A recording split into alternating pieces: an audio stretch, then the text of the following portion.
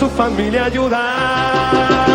A poco que debutó, Maradona, la 12 fue quien corrió, Maradona, su sueño tenía una estrella llena de gol y gambetas, y todo el pueblo cantó, Maradona, nació la mano de Dios, Maradona, llevó alegría en el pueblo, regó de gloria este suelo. Quando estivemos a falar em relação à preparação deste episódio, falámos da questão de outros momentos assim. Falámos da questão do Suárez. Do Suárez, sim. Suárez que em 2010, contra o Ghana, minuto 120, empatados. Era que oitavos? Quartos de final? Não tenho a certeza. Eu agora não tenho a certeza. Eu acho que era quartos de final. É, eu tenho ideia. Pronto, eu agora não tenho a certeza. Eu acho que era quartos de final, mas sem certezas. sem me querer comprometer. Certo. Eu não tenho certeza, mas basicamente o que acontece é há uma bola na área, há um cabeceamento, a bola vai para a baliza, passa ao guarda-redes e o último homem em cima da linha é o Suárez que defende com a mão. Ele é expulso, o penalti é defendido e o Uruguai passa. Eu não conseguiria ficar... Se eu fosse Uruguai, eu acho que não havia melhor forma de ganhar o jogo melhor que aquela. Sim. É outro que é malandrice.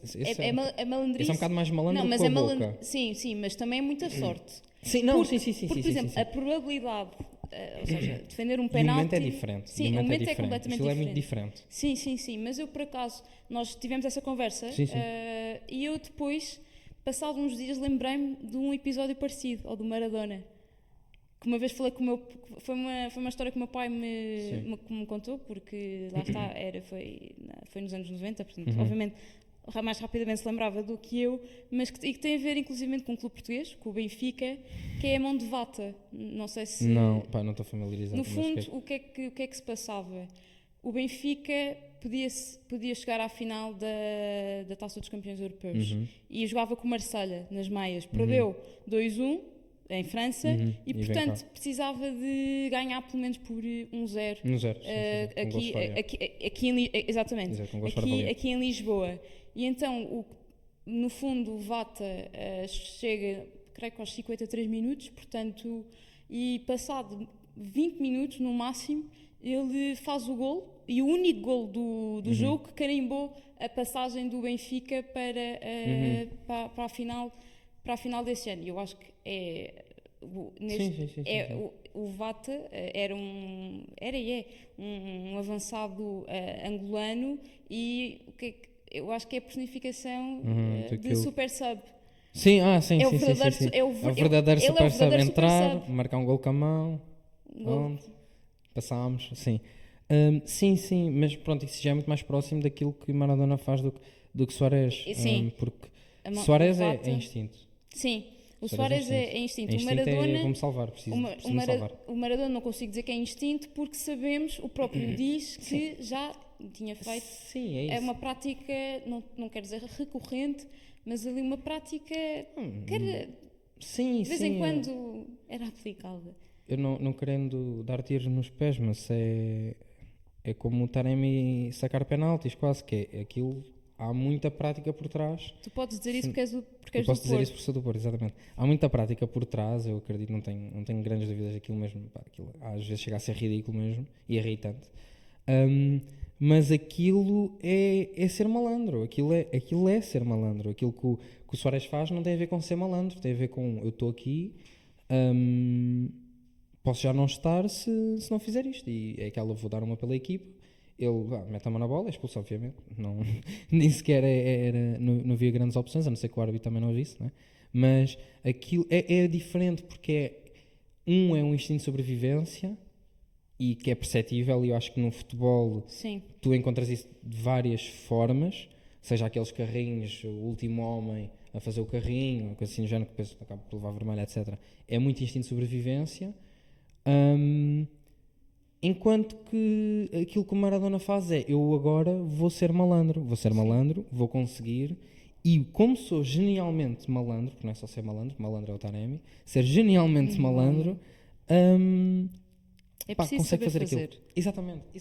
É preciso saber fazer. Sim, exatamente. E depois acontece aquilo que é, tu tens tu tens um comentador argentino a dizer na repetição, dizer não, este gol, ele vê a repetição e diz, não, este gol foi marcado com a cabeça. Pá. Sim, não, Pronto, assim, é que... Sim, porque o próprio Maradona diz, bocadinho eu fui mau. lá com a mão, mas meti a cabeça. Sim, Já é para como dar se isso essa... desculpasse alguma Sim. coisa, não é? Eu tentei ir com a cabeça, não deu, foi um bocadinho da mão e um bocadinho da mão de Deus. E pronto, é isso. Avançando agora, pronto, para depois do golo, o golo é aos 50 minutos, depois de uma arrancada, assim, pronto, descrevendo um pouco melhor o golo, há uma arrancada do Maradona, ele depois toca a bola, aparece um ressalto e um defesa inglês, que agora não me recordo qual foi, corta a bola em cruzamento quase, ele está mais afastado do centro do que aquilo para onde estou, ele recebe o ressalto, chuta a bola para o meio da área, tipo ao penalti, portanto, depois o Maradona faz aquilo que faz. Nem 5 minutos depois, o melhor gol que eu... Lá está, um gol que eu se visse agora, eu tenho a certeza que chorava para berrinho. Tenho a certeza que eu começava a chorar. Assim, o último gol que me deixou Assim, visivelmente lacrimejante, gol, ou seja, sem contar com penaltis, gol foi aquele gol que o Messi marca na final do Mundial nos descontos, que eu não celebrei sequer, porque achei que ia ser dado fora de jogo. Mas aí sim, fiquei muito, comecei a chorar. Depois, antes desse, foi o do, mas aí não chorei, vieram só lágrimas aos olhos, foi o do, também do Messi, contra o México, também neste Mundial. Fora isso, pá, há o Éder, claro, mas se eu visse este gol ao vivo, não sei, eu começava a arrancar cabelos, não consigo, não sei mesmo. Não sei, este gol, pronto, este e o Ankara Messi, sendo que o Ankara Messi é num palco diferente, sim, muito diferente. Eu acho que este golo, eu não me lembro de um golo que para mim seja mais bonito que este. Não consigo, não sei. e é compreensível, não é? Sim, não é como se isto fosse um mau golo, atenção, mas pá, é muito, sim. eu não consigo pensar. Depois, como é que, pronto, depois há o resto da segunda parte. O que é que te salta assim mais à vista depois do resto, do que acontece? Eu acho que é um ponto que temos em comum, que é a entrada de Barnes. Sim. Que é o jogador inglês que consegue ali pela esquerda desequilibrar e que acaba por assistir Gary Lineker para... Ele entrou aos 74 minutos. Exatamente, para o único gol que a Inglaterra marcou na partida, e lá está. É mais uma vez também, diria eu, a definição de super sub. Sim. Eu depois estive a procurar jornais do dia a seguir, ou daquela altura, e procurar alguns comentários em relação a isso. E há um comentário que eu vejo que é o Barnes. Há alguém a comentar que não percebe como é que Bobby não meteu o Barnes mais cedo, porque ele de facto entrou ao minuto 74 e o jogo, a partir do momento em que há o segundo gol do Maradona, o jogo abre claramente mais, a Inglaterra vai lá 2 vezes em questão de para aí, muda completamente o paradigma. Sim, para aí 5 minutos, logo nos 5 minutos a seguir eles fazem 2 remates, depois ainda há um livre inglês, e depois chega só o gol, e o gol chega-se com uma assistência do próprio Barnes. Mas lá está, um jogador que entra ali para jogar na ala e que altamente preponderante, e lá está, eu acredito, e atenção, eu acredito piamente nisto, embora não quisesse tudo que acontecesse, mas eu acredito piamente que com mais 5 minutos em campo a Inglaterra tinha conseguido chegar ao empate. Tanto que, aliás, há um lance aos 87 que a bola não entra porque sei lá, porque a mão de Deus foi lá tirá-la quase outra vez, que é aquele lance em que o Barnes faz um drible, depois cruza a bola para o cabeceamento, eu não sei se é do Lineker, mas que há um jogador argentino que é o Olarticochea, que tira a bola assim de uma forma completamente ridícula. Sim. E salva aquilo que seria um 2-2 quase certo. antes disso ainda, ao minuto 80 e pouco, acho eu, minuto 81, logo a seguir ao gol da Inglaterra, aquela bola oposta do Maradona. Portanto, pronto, assim, segunda parte, é muito isto. Sim. Acho que abre o jogo claramente, especialmente depois do segundo gol da Argentina. Uma coisa que também me fazia alguma confusão era o facto dos argentinos não terem aquela coisa que é agora quando tu vais a um treino, vais a um clube, seja de pessoal mais novo ou não, tu vês a primeira coisa que muitas vezes vês é quando os jogadores recebem uma bola alta, é evitarem mantê-la no ar. Eles estão a dizer, pá, bola, mete no chão o mais rápido que consegues, porque é aí que teoricamente tu sais melhor. Sim, sim. A Argentina não tinha grande necessidade de ouvir isso, eles jogavam muitas vezes por ar. Não eram raras as vezes em que eles recebiam uma bola alta e continuavam a dar um toque, um segundo toque para levantar outra vez, que era uma coisa que lá está, que me faz assim alguma... Deixa-me bastante curioso. E pronto, é assim a segunda parte. Não sei se tens mais alguma coisa a dizer em relação aqui à segunda parte. Não, acho que tocámos em tudo o que havia para tocar. Sim. Então agora duas perguntinhas que eu acho que possam ser interessantes, que é, tendo uma fantasy em 86, destes jogadores, quem é que tu, excluindo Maradona, Obviamente, sim. pronto, quem é que era o jogador que tu colocarias no teu 11 da fantasy? Para mim eu acho que era o Barnes completamente. Não há outro nome que eu possa dizer. Eu acho que é mesmo ele, e acredito que o próprio Bobby Robson se tenha arrependido piamente da decisão de... Acho que é provavelmente daquelas decisões que tu vais quase a adormecer. E tu aquilo vem-te à cabeça e tu continuas a pensar naquilo. Exato. Sim, não, eu acredito que ele tenha ficado com muita capacidade de sono por causa disso. É que é do dia para a noite mesmo. Eu acho que é a partir da entrada dele é que de facto já tinha tido algumas oportunidades para a Inglaterra, mas é a partir daí que de facto que acontece. E era aproveitar também, ou seja, também foi bom para aproveitar também, não era só Maradona que estava em boa forma, o próprio Gary Lineker também estava ali. Faz o sexto gol. Exatamente. Eu acho, aliás, o próprio Gary Lineker chegou a ser o melhor, creio, o melhor marcador desse Mundial. Eu não sei se ele não fica em segundo, era isso que eu ia dizer. Acho que eu não sei se ele não fica em segundo, não tenho a certeza. Mas ele fica ali. Ele fica no topo. Fica no top 3. No top 3 ele está lá. E o Maradona está imediatamente atrás dele. O Maradona faz uma diferença 5 gols, se não me engano. Sim. Sim, ele faz, creio que 5 gols. Penso que sim.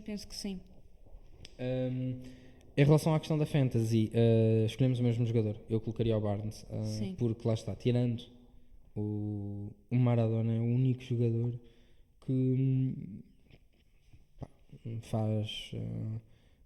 fazia... Quando ele pegava na bola, ficava curioso para ver o que é que ia acontecer, que era algo que não acontecia com os outros jogadores. Se calhar uma menção honrosa para Héctor Henrique e Búfalo Chaga. Sim, embora eu acho que em geral tenham sido apagados, mas pelo apoio que conseguiam dar, mas lá está, é uma menção honrosa porque acho que é justo. Sim, exato, depois também, lá está, as tarefas não eram fáceis e a forma expectante com que entraram no jogo também não, mas pronto. E agora, uma pergunta que também te queria fazer, lá está, a segunda pergunta que eu te queria fazer é, podendo alterar algo neste jogo, o que é que tu alteravas? O que é que eu alterava? O que eu acredito não vai ser muito fácil para ti de escolher, porque eu acho que o final que aconteceu foi o final que tu... Eu se calhar até vou ser sincera, eu se calhar teria achado mais, se calhar o jogo ganhava ainda outra dimensão se a Inglaterra tivesse conseguido marcar aquele segundo golo. Ok, então tu deixavas em aberto a possibilidade de Maradona não ganhar esse Mundial? Sim. Okay. Ou seja, mas lá está, é pelo... pelo plot. Exatamente. Pelo plot. É por deixar-te... Era aquilo que se calhar me teria deixado mais agarrada a um ecrã a ver aquele jogo. Ok. Não, compreendo. Eu não me dava isso. Eu não arriscaria isso. Aquilo que eu alterava era aquela bola que era oposta, entrava. Era a trick de Maradona. E pronto, e que seria um grande gol também. Não comparável aos outros dois, mas acho que seria também um ótimo gol e seria uma forma, sim, acho que ainda melhor de terminar o jogo. Agora, o que é que eu te queria perguntar? Achas que, embora eu já saiba a resposta à partida, o que é que ou seja, tu achas que o Maradona é maior pelo gol? Pelo amor de Deus, atenção. Falando em relação a esse gol em específico. Não acho que seja, ou seja, não acho que seja isoladamente pelo episódio da mão de Deus.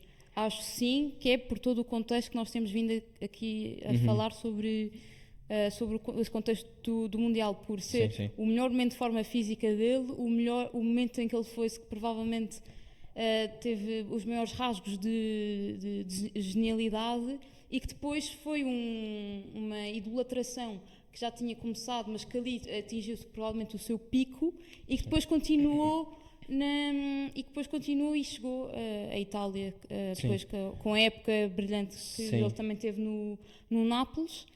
E para mim, lá está, é todo este contexto que está à sua volta que o engrandece tanto, e não tanto o episódio da mão de Deus.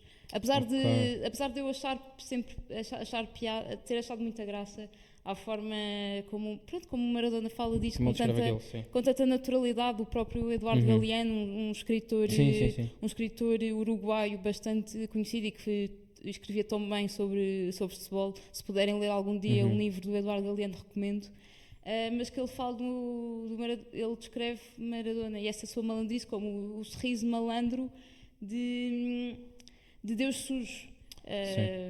Portanto, eu acho que nesta frase ele consegue resumir muito bem aquilo que nós temos vindo aqui a falar. E recuperando aquilo que nós estávamos a falar do legado do Maradona versus, se calhar, o legado do Messi, eu acho que, apesar do Mundial, de tudo, o Messi ter feito parte de provavelmente uma das melhores equipas que já jogou futebol neste planeta, tudo isso, mas eu nunca mais me esqueço de um vídeo, é um vídeo provavelmente tendencioso, mas que é uma percepção que eu já tinha há algum tempo e que eu acho que veio confirmar essa percepção que eu também tinha, mas que no fundo é um vídeo do Agüero a falar, que pessoa menos suspeita para falar de Messi ou da Argentina ou de Maradona, mas que é verdade que o Messi na Argentina era muito criticado, perdeu a final da Copa América, perdeu a final do Mundial contra a Alemanha,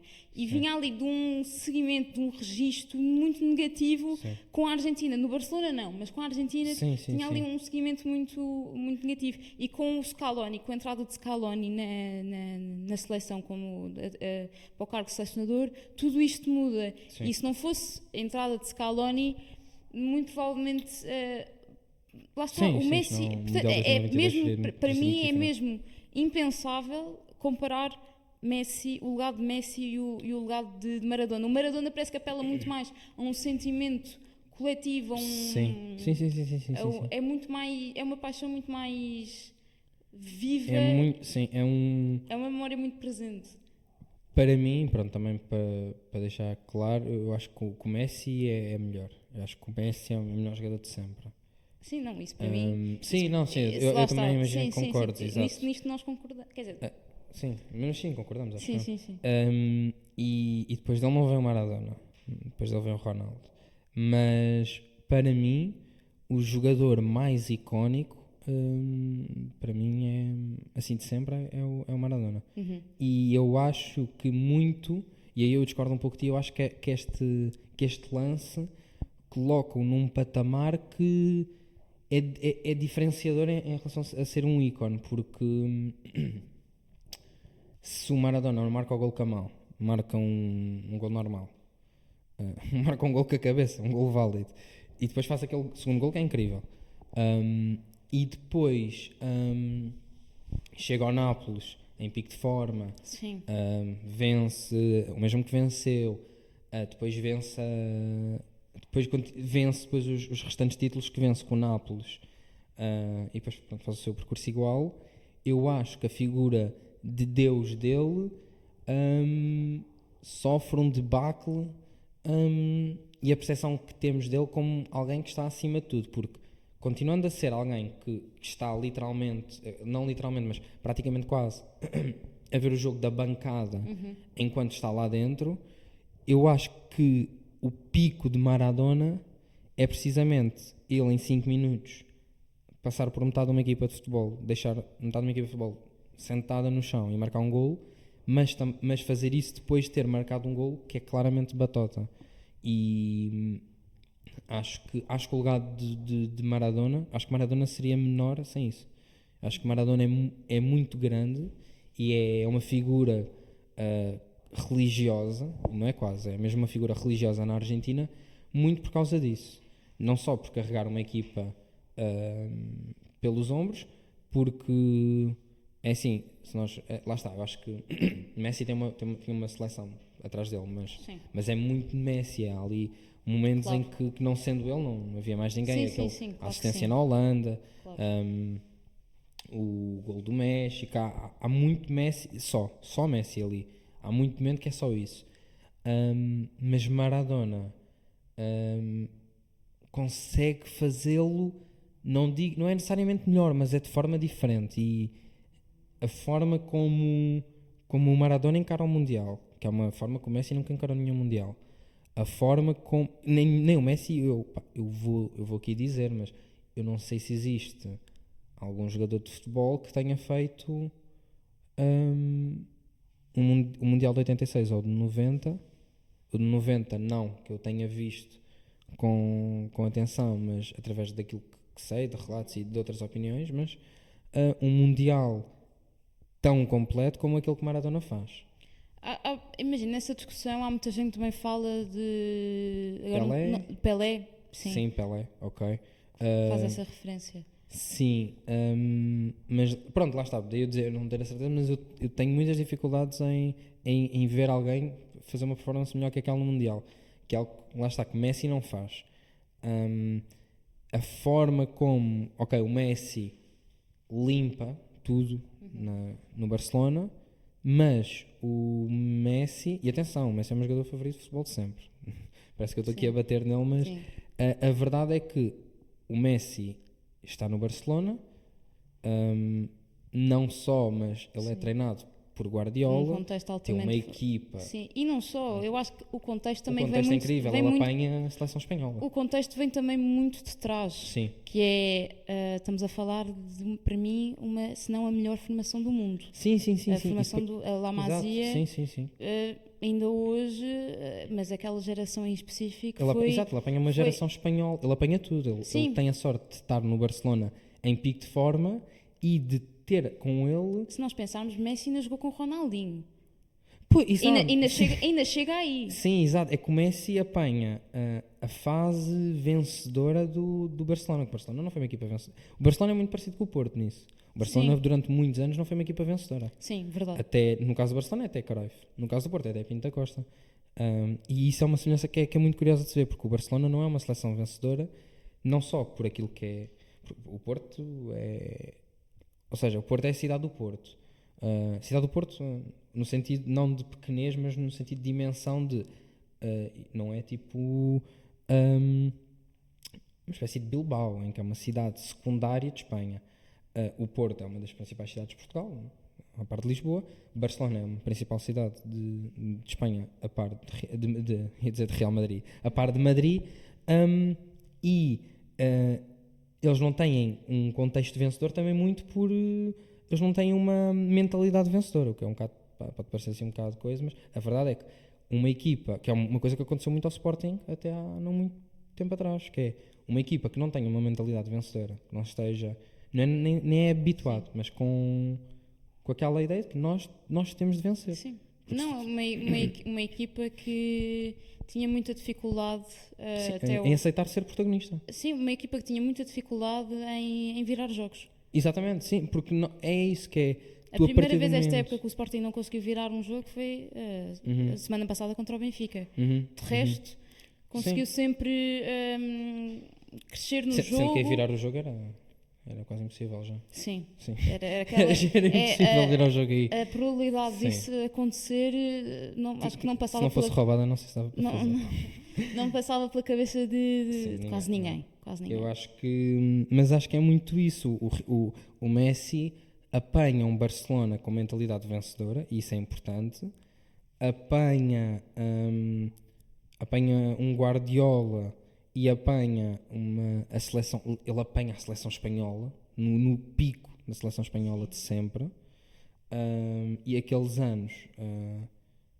em que está lá Guardiola, que está lá Iniesta, Xavi, Busquets, em que ele tem ele tem tudo, Puyol, ele tem tudo com ele.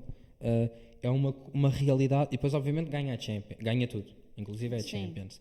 E o Maradona não ganha a Champions. Sim. Mas se formos pôr as coisas nos seus ao nível em que cada um está, Sim. aquilo que o Maradona faz com Nápoles. Lá está, parece que o Maradona tem esta capacidade de... Porque é uma equipa que não tinha dinâmica. Ele parece que engrandece todas as equipas por onde passa. Sim.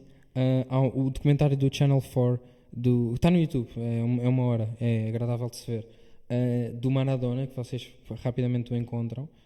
Descreve uma realidade que eu tinha conhecimento, também muito por causa deste último título do Nápoles, e fui procurar muito sobre isso, mas...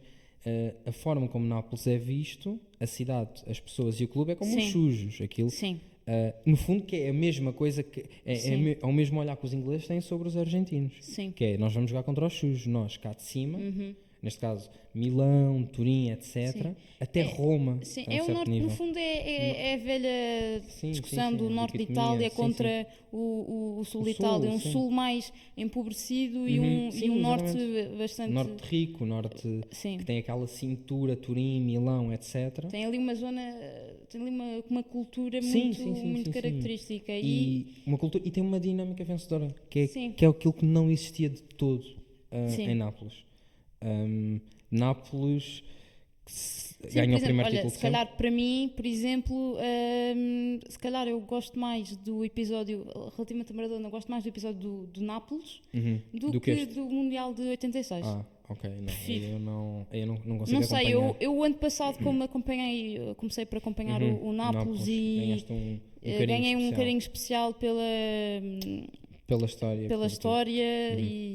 e pela envolvência. É assim, eu tenho lá está, eu em Itália apoio o Nápoles por Maradona, e porque eu acho que o futebol italiano, sendo muito rico e muito entusiasmante, eu não conseguia até há pouco tempo ter ali uma equipa que me chamasse muita atenção, que agora lá está, é o Nápoles. Agora eu acho que, mas pronto, depois lá está, é aquela questão que é, eu acho que ele é muito, e como tu disseste, ele encara muito o papel de aquele que traz tudo acima, aquele que consegue levar qualquer coisa. E é assim, para ser sincero, ninguém esperava que ele está no Barcelona, ele acaba até por se lesionar, não tem épocas, não corresponde de todas às expectativas. Sim.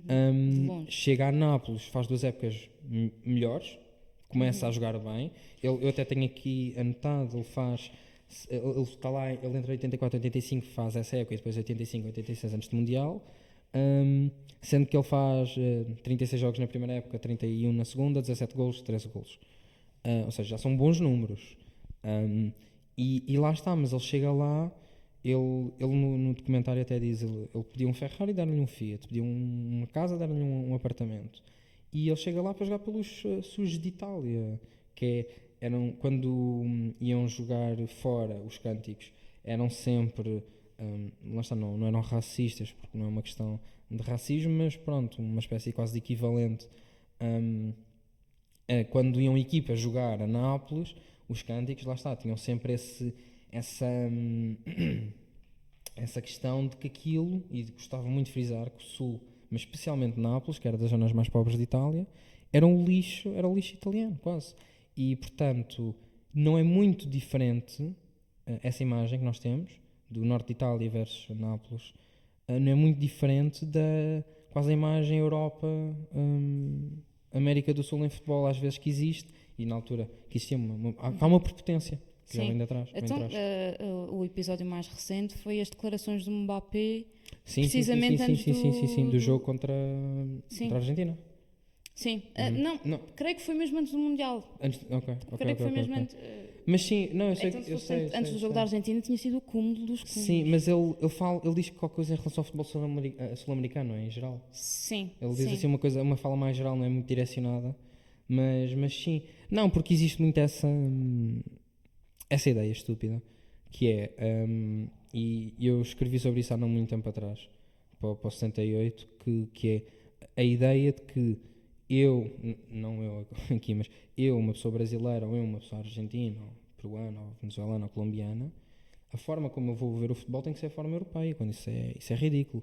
A forma como eu tenho de ver o jogo Sim. é a forma como a mim, aos meus e à minha equipa me dá mais jeito e onde eu posso tirar mais proveito das minhas qualidades. Se eu tenho uma seleção composta por 11 jogadores, em que se calhar 7 ou 8 aprendeu a jogar futebol de rua, aprendeu a jogar futebol na rua e tem muito futebol de rua neles, tem muita ginga, para que é que eu vou estar a fazer um jogo altamente posicional, altamente tático, cheio de... Tático, isto é, o jogo será sempre tático, mas cheio de questões europeias e obrigar os meus jogadores a jogar de forma diferente, porque na Europa é assim que se faz. Então eu vou importar uma fórmula que não faz sentido nenhum.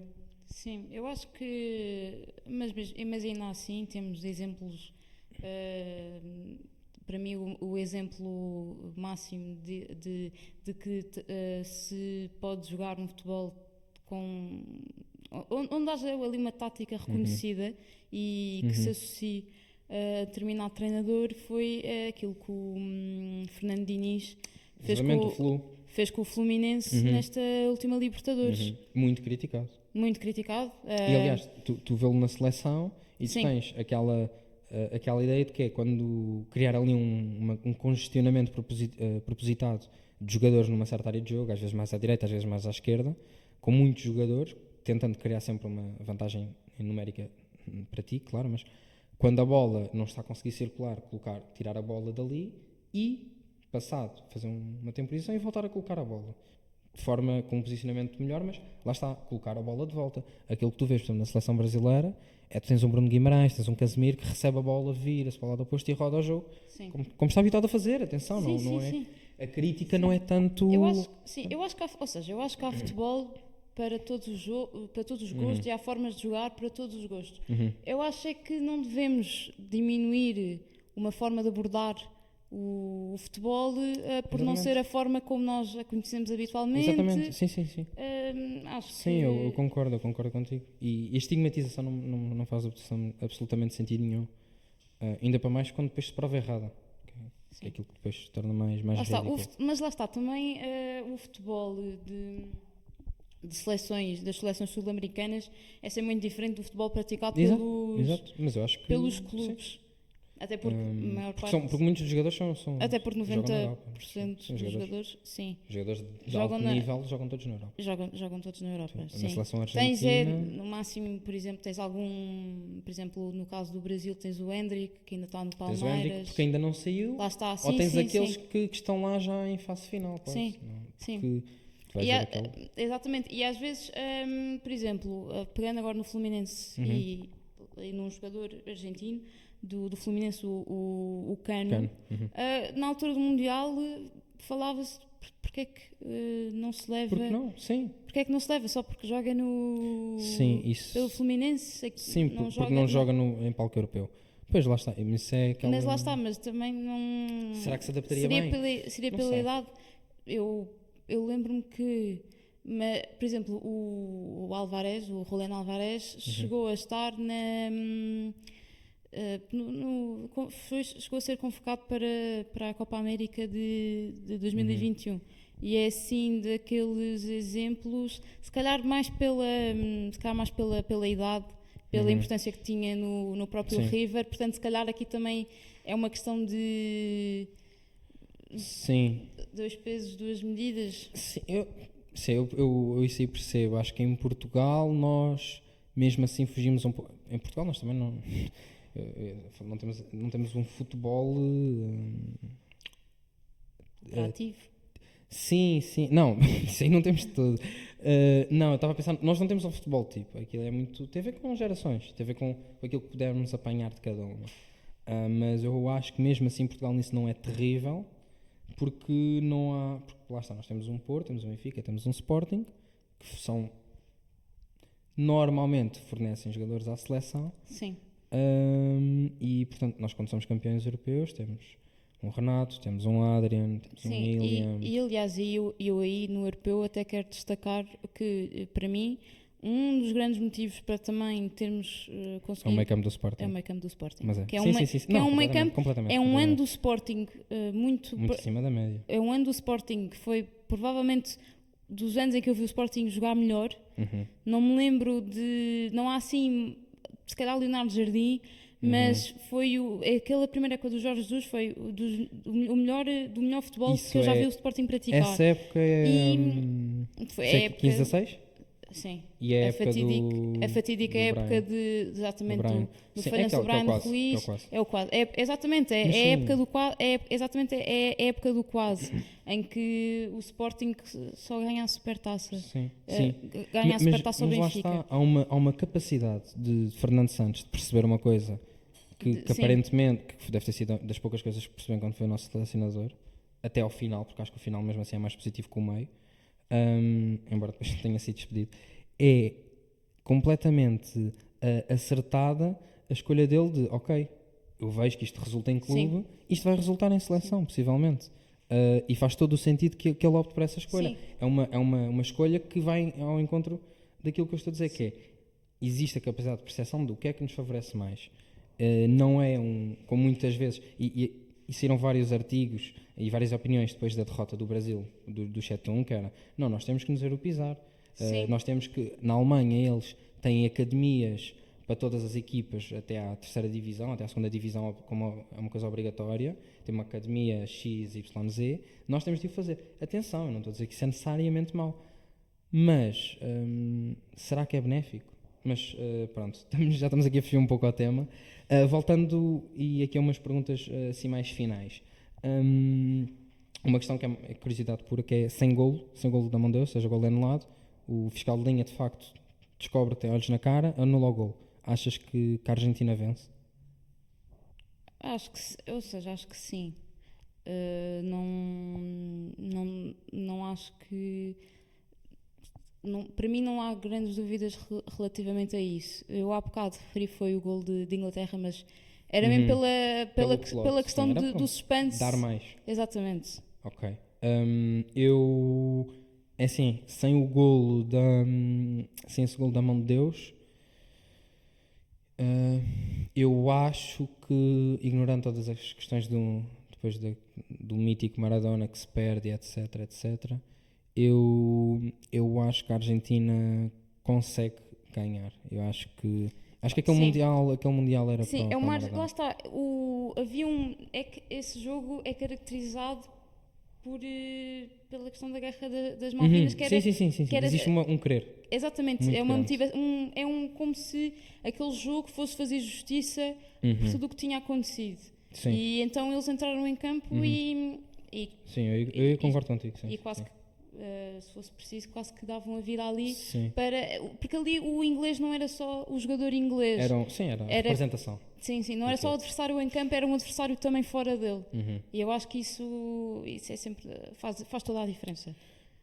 Sim, há uma frase que acho que é do Valdano que diz que, depois no pós, já bastante no pós, diz que qualquer seleção que chega àqueles quartos com o Messi, com o Maradona ganhava o Mundial.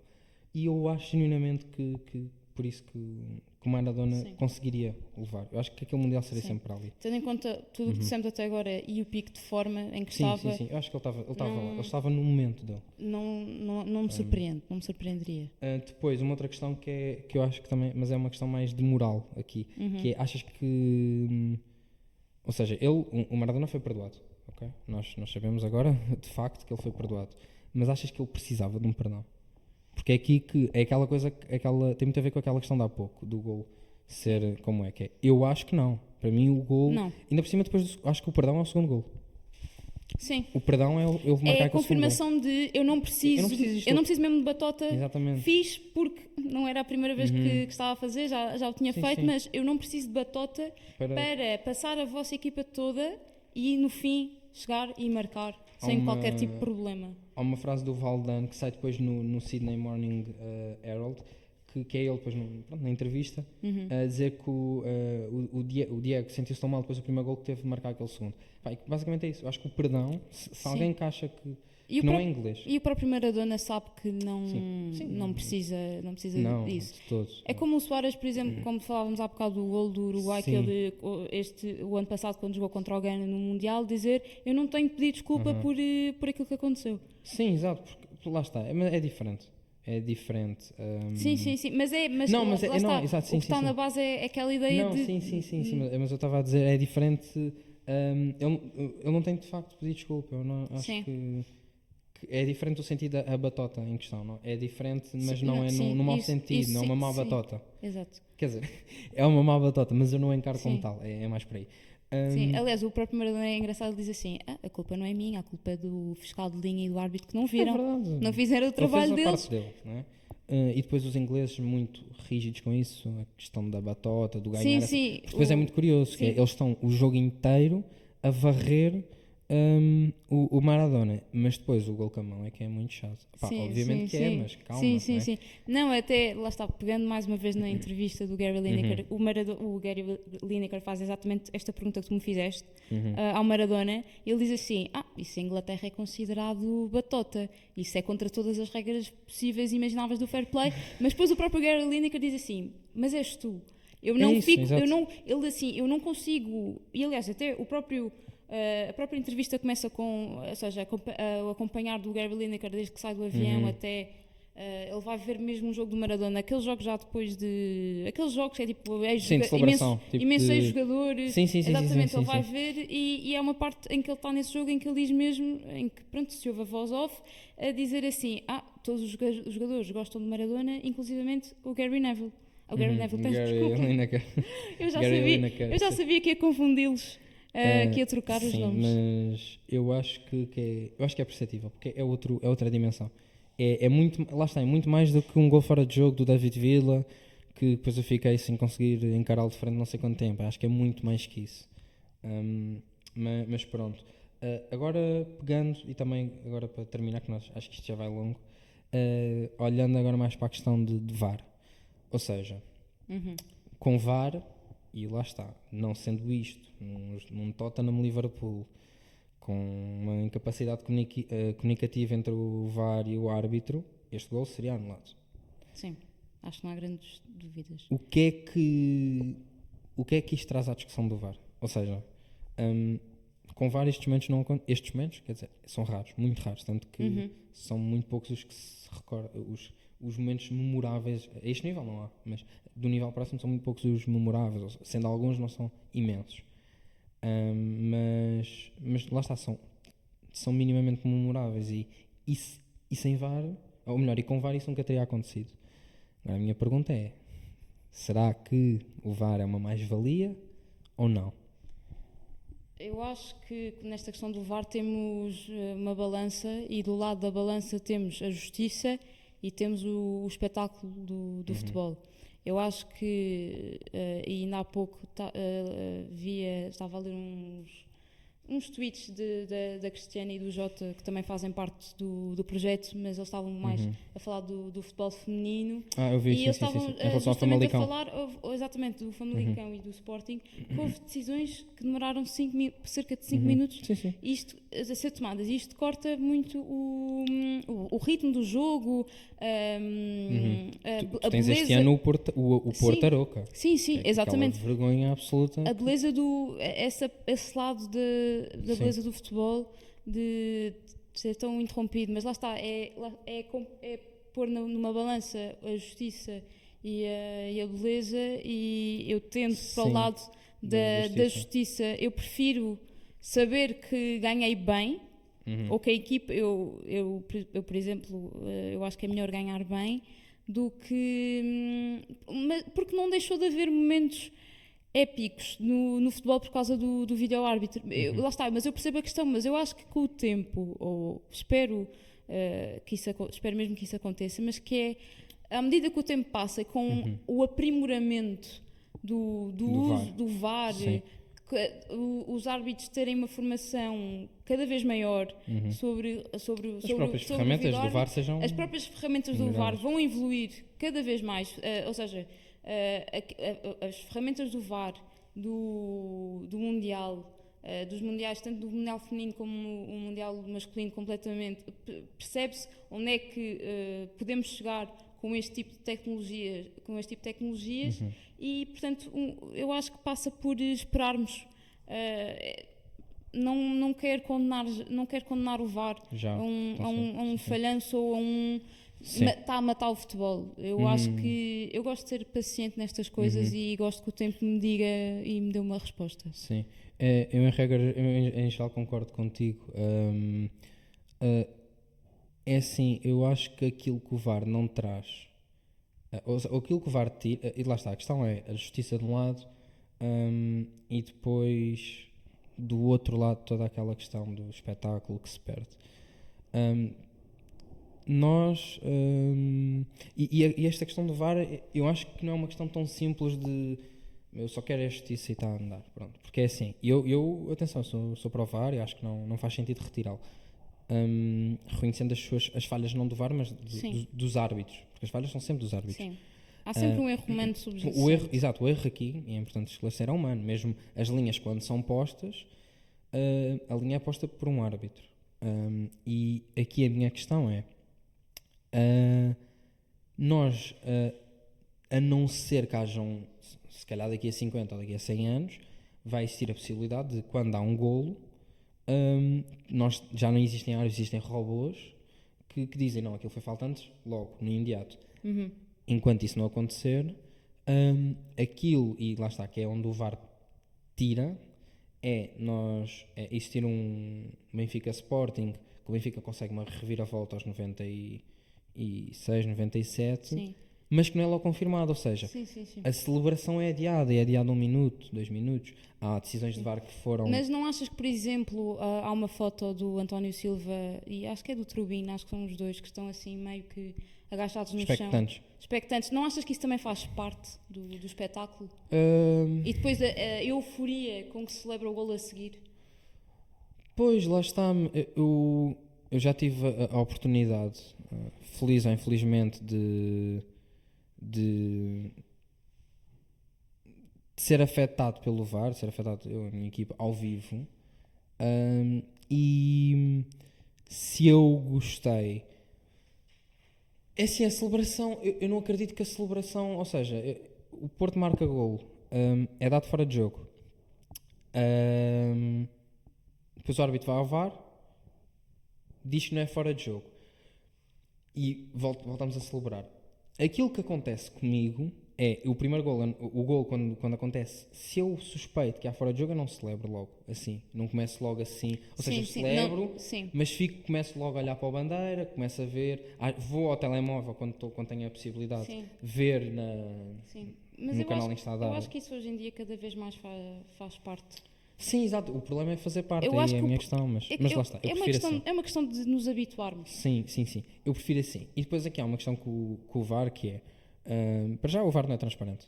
Em Portugal ainda não o é, não me faz sentido, ou seja, idealmente como é que seria para mim o VAR? Olhemos para o rugby, eu não percebo nada de rugby, atenção, mas o pouco que eu sei, e muito por causa deste último Mundial, mas é que o rugby, a forma como o árbitro e o assistente, neste caso o vídeo-árbitro, funcionam, é uma forma altamente transparente, em que se ouvem as comunicações no estádio, e isso é outra questão, que é as pessoas que estão no estádio com o VAR saem prejudicadas, porque não fazem a mínima ideia do que é que está a acontecer, está a passar. Não conseguem ver o lance, porque não é permitido transmitir nos ecrãs de cada estádio. Há ecrãs que nem estádio tem, portanto também. Há estádio que nem ecrãs tem. Sim, agora só um pequeno à parte relativamente a isso. Eu acho imensa graça quando estamos no estádio e há sempre alguém que tem o telemóvel. Pois, exato. Tem o Sport TV, então de repente só vês uma pessoa a tirar e depois tens um aglomerado assim a ver. Sim. Eu tenho sempre um amigo meu que quando vai a jogos comigo é sempre ele que tem isso. Então eu acho imensa graça olhar para trás porque está sempre alguém a ver assim, a perguntar então e era penalti ou assim. Sim. E portanto, lá está, quem está no estádio sai a perder. Isso para mim não pode fazer sentido, não faz sentido nenhum. Depois, toda a questão da transparência há decisões e atenção, isto está a sair E isto não está, eu não sei, isto está a sair uma quinta, não é? Sim. Está a sair na quinta, nós estamos a gravar num sábado. E se eu não estou em erro, saíram agora os áudios do último mês de VAR. Eu pelo menos vi qualquer coisa sobre isso, sobre 2 ou 3 lances, não vi o programa. Para já, é ridículo, no mínimo, que ou seja, a Liga não publique os áudios. Seja um canal, uma outra entidade que beneficia através de transmissões disso. Isso para mim não faz qualquer sentido. Depois, uma questão que também me passa completamente ao lado é, nós só podemos ouvir os momentos de VAR em que o árbitro vai ao VAR. Ou seja, porque é que eu não posso ouvir quando o VAR, por exemplo, o lance do Fábio Cardoso, que é expulso contra o Benfica. Eu aceito perfeitamente a expulsão, não é isso que está em causa, mas eu quero ouvir o que é que o vídeo-árbitro acha do lance. Quero ouvir o que é que ele e qual é que é a comunicação entre ele e o árbitro. Não faz sentido um adepto de futebol ser privado disso. Porque já que nós não podemos ouvir os árbitros no fim dos jogos, também outra coisa que também acho que está mal, não me faz sentido nenhum que não exista o máximo de transparência possível. Quer dizer, nós vemos exemplos de rugby, por exemplo, que é assim o que eu me estou a lembrar, em que toda a gente sabe o que está a acontecer. E depois, uma coisa que eu acho que acontece, e esta questão da falta de transparência também acontece muito por causa disso, é que nós temos maus árbitros. Sim. Ou árbitros pelo menos têm medo de tomar sim, de alterar a sua decisão. Acho que nós vamos ver ao lance que é dos mais ridículos este ano, que é o do Guimarães Estoril, em que não é penalti. Não é penalti e ouve-se a comunicação do VAR e continuas sem perceber como é que aquilo é assinalado de penalti. Há um que lá está que eu vi ontem, mas vi só em Twitter, não vi. Ou seja, eu vi em Twitter o vídeo, mas lá está, não vi o programa. Sim. Mas que é do Gil Vicente Famalicão, que é um lance que é penalti, claro, em todas as partes do mundo, aquilo é penalti. No entanto, o vídeo-árbitro, o árbitro, quando é chamado ao vídeo-árbitro, aquilo que diz é: ele toca-lhe no pé, portanto não é penalti. Isso aí não é penalti, quer dizer, e depois ainda há amarelo de simulação. Faz-me imensa confusão como é que isso é permitido. E lá está, eu acho que esta falta de transparência também é muito para não expor os árbitros, porque eu tenho plena consciência de que se nós ouvíssemos aquilo que os árbitros estão sempre a dizer, e a forma que, não, isto é atenção, não é no sentido de eles de roubarem propositadamente, não é isso que eu estou a dizer, mas de se perceber um certo tipo de incompetência que é mais geral do que deveria ser suposto. Eu sou a favor de, por exemplo, não me lembro em que país é que isto já se fez, mas achava muita graça a que... As conferências com os árbitros, ou não? Tal como se faz entrevistas para o jogo com os treinadores, tal como se faz entrevistas para o jogo com os jogadores, eu também gostava de poder ouvir o árbitro a ser questionado em direto, independentemente do canal. Sim, porque é que tomou aquela decisão? Exatamente. Tem aqui a repetição, tem aqui a repetição. Sim, ser ali confrontado. Exato. E depois, eventualmente, mais tarde, saírem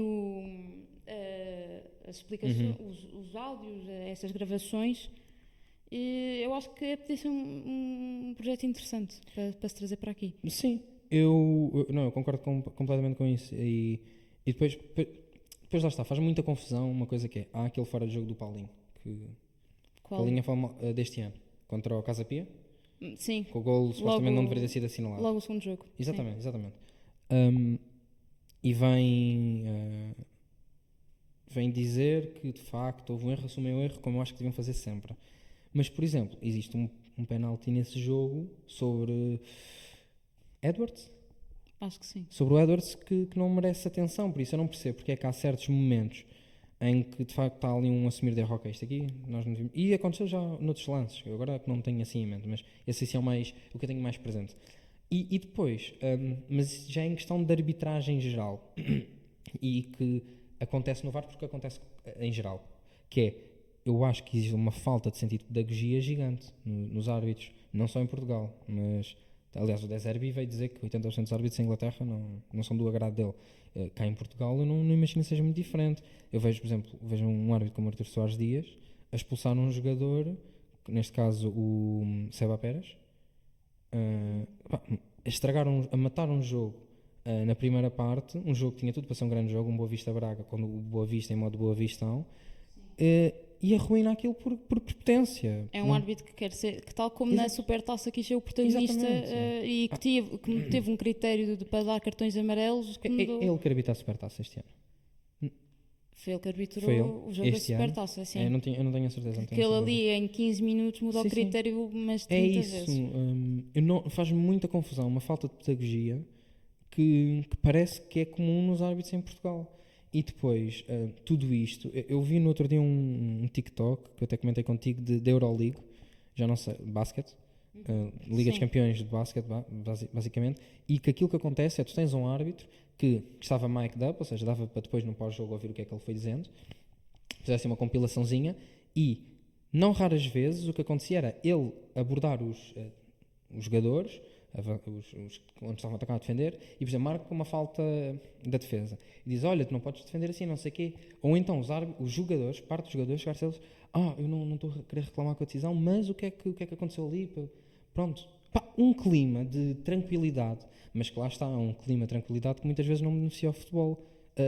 Quer dizer, beneficia o futebol, mas não beneficia várias entidades do futebol, porque nós vamos a ver, os presidentes reclamam dos árbitros, o Pinto Costa reclama dos árbitros, o Varandas reclama dos árbitros, o Bruno Carvalho reclamava muito dos árbitros também, e o Rui Costa até já no túnel gritou com um deles já, na época passada, se não me engano. É uma forma de eles muitas vezes passarem culpas. A culpa não é do meu projeto, não é do treinador, é do árbitro que rouba.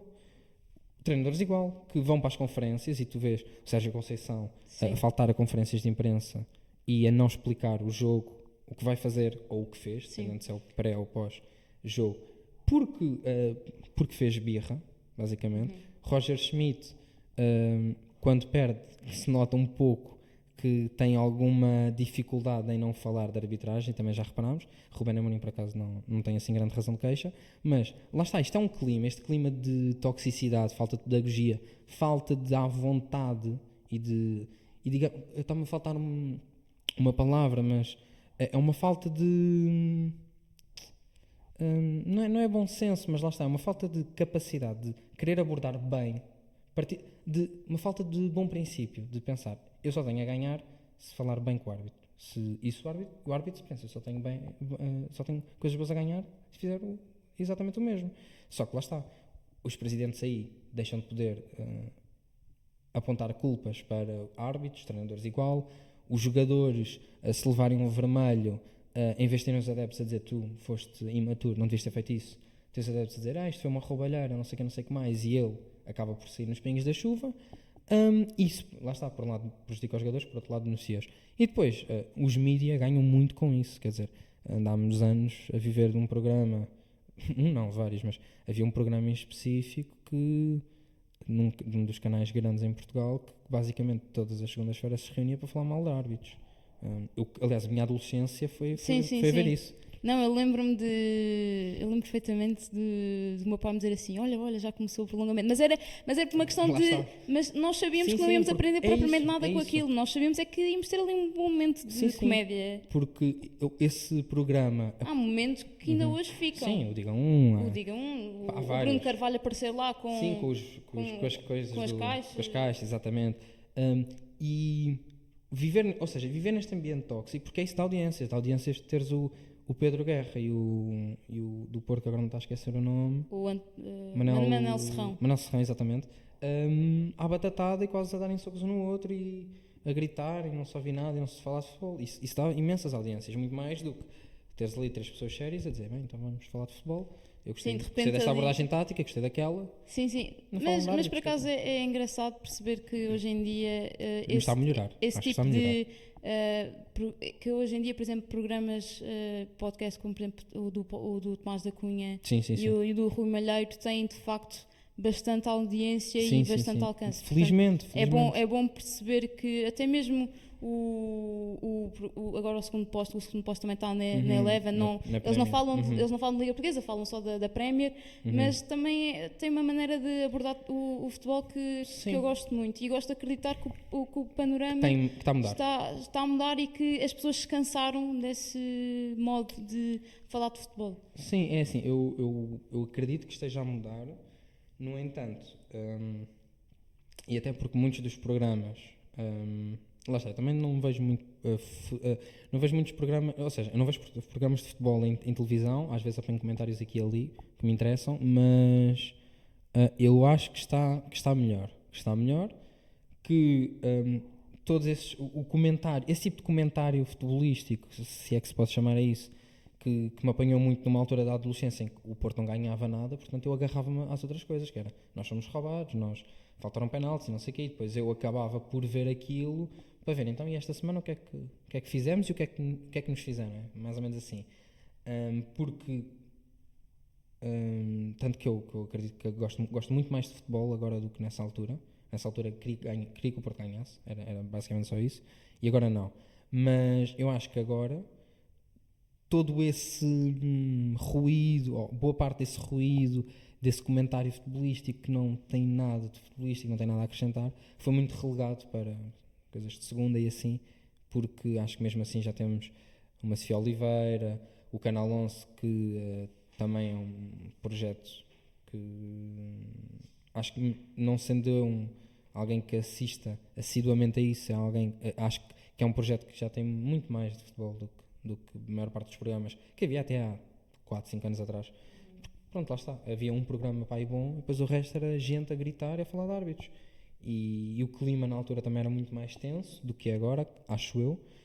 Havia muito mais suspeições, houve lá está a questão dos e-mails, houve as questões das caixas, dos hábitos, que agora até teoricamente acho que está resolvido em tribunal. O caso foi arquivado. Sim, exatamente, pronto. Portanto, lá está, eu acho que está melhor. Portanto, eu sou provar, mas acho que falta muito, e assim, para concluir pelo menos agora a minha opinião em relação a isto, acho que falta muito para melhorar. E o problema é mais de raiz do que propriamente do VAR em si. O VAR foi acrescentado. Não, eu concordo, eu concordo contigo, e acho que mais uma vez conseguimos tocar em todos os pontos e conseguimos dar alguns exemplos que ilustrassem aquilo que estamos a dizer. Sim, pronto, assim, eu não tenho mais nada para dizer, não sei se tu tens... Eu tenho só uma referência que eu gostava de fazer, que é, e que eu até falei, achei alguma graça essa coincidência, que é, este podcast vai sair 2 dias antes do aniversário ou seja, do falecimento do Maradona, e portanto acho que esta foi a nossa, quase sem querer, foi a nossa homenagem possível a um dos maiores jogadores que passou por nós, e uma das maiores figuras do futebol mundial, a todos os níveis, não só a nível de futebol, mas a nível daquilo que eu também referi inicialmente, de não se calar perante as injustiças e querer sempre falar a sua verdade. Sim, não se calar perante o mundo. Exatamente, exato. Sim, tens mais alguma coisa para dizer? Não. Mas... Então, ok, pronto, então dando por terminado este primeiro episódio, o episódio piloto do A Mão de Deus, agradecer a quem nos vai ouvir. Se quiserem partilhar, partilhem, se não quiserem, porque de facto a qualidade não é maior também, não levamos a mal. Nós esforçamos. Nós esforçamos bastante. Não, mas pronto, obrigado a todos os que nos vão ouvir, os que nos vão partilhar. Se quiserem dar uma questão que acho que também fica aqui, que é, se quiserem dar algum tipo de sugestões de temas, de rúbricas eventuais, que nós, pronto, agora, como eu disse, a partir de agora os episódios serão, digamos que catalogados segundo uma rúbrica, digamos assim, específica. Sim, o próximo, portanto, sairá em dezembro, ali... Exatamente, na altura do Natal. Por altura de Natal, sim. Na altura do Natal, uma sim, prendinha. Uma prenda daqui. Para quem segue o 78, é a nossa prendinha. Pronto, nós agora vamos lançar, portanto, isto dia 23, exatamente, numa quinta-feira. Da nossa parte, lá está, abertos a receber qualquer tipo de sugestões da vossa parte. Se quiserem, podem mandar mensagem por Instagram para qualquer um de nós, ou para o 78. Sim. Que no Instagram és Matilde Pinhol. Sim. Matilde Pinhol, eu sou Pedro T. Brites. E Twitter também, que também o meu username do Twitter e do Instagram é igual. É igual, pronto. Eu sou Pedro TAB também, por isso qualquer tipo de contacto é bem-vindo. E pronto, vamos então para encerrar o primeiro episódio e para o mês a mais. Obrigada por terem ouvido.